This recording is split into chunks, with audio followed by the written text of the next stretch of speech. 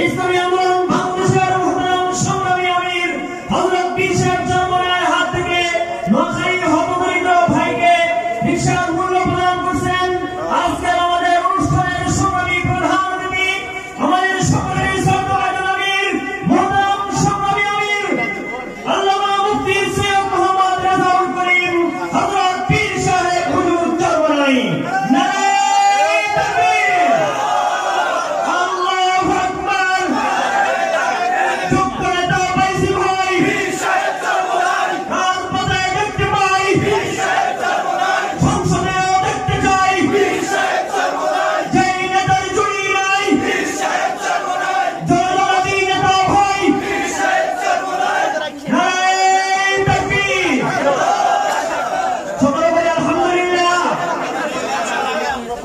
এভাবে ইনশাআল্লাহ দেশের শোষিত বঞ্চিত নির্যাতিত নিপীড়িত মানুষের পাশে ইসলামী আন্দোলন বাংলাদেশ ছিল, আছে এবং থাকবে। কথা বলে ঠিক ইনশাআল্লাহ।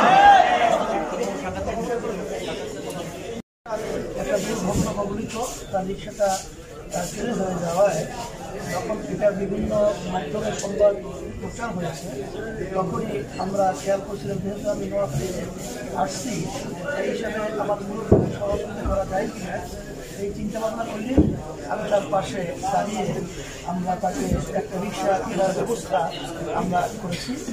আর এর মাধ্যমে আমি সকলকেই, বিশেষ করে যারা বিত্তবান রয়েছেন এবং যারা নাকি মানবতাবাদী রয়েছেন, সবাই যেন আমরা অসহায়দের পাশে এইভাবে দাঁড়াতে পারি, এটা একটা উদ্বুদ্ধ মানুষের ভিতরে তৈরি হওয়ার জন্যই এই কার্যক্রমটা আমরা মনে করছি।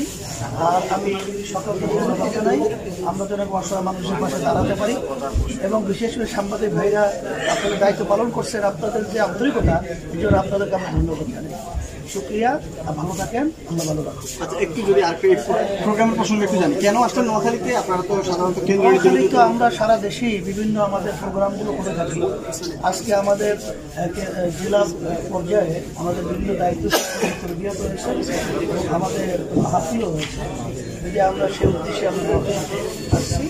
আসার পরেই তো এই ঘটনা আমাদের সামনে চলে আসায় আমরা সহযোগিতা করতে পেরেছি, এই জন্য আমি ধন্যবাদ করছি। আচ্ছা, অনেক ধন্যবাদ।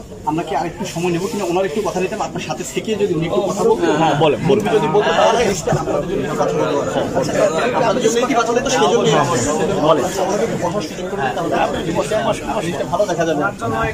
সারাদিন মানুষ বসে মুরব্বী এখানে বসে, হুজুরের পাশে বসে আরামে ভালো হবে। হ্যাঁ হ্যাঁ, না ঠিক আছে আপনার।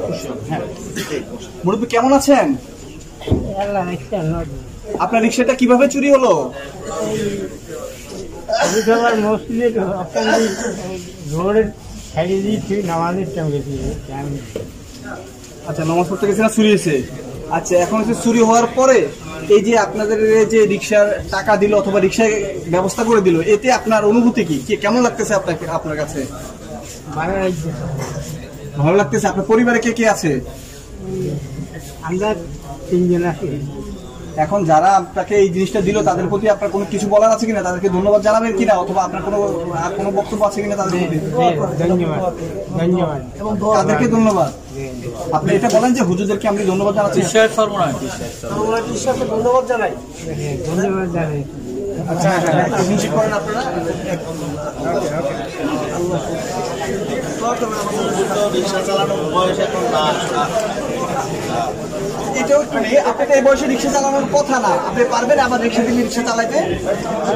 আমরা উন্নত ঠিক আছে ঠিক আছে,